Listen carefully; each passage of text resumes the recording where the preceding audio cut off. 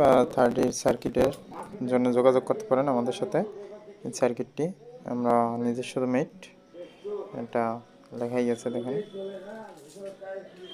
পিসিবিটা অন্য জায়গা থেকে আনানো, শুধু সার্কিটটা নিতে পারবেন। কম্পোনেন্ট সম্পূর্ণ ফুল ওয়ারিং করা থাকবে। আর আপনার শুধুমাত্র ট্রানজিস্টর আর হিটসিন ব্যবহার করে, ট্রান্সফর্মার ব্যবহার করে চালাতে পারবেন।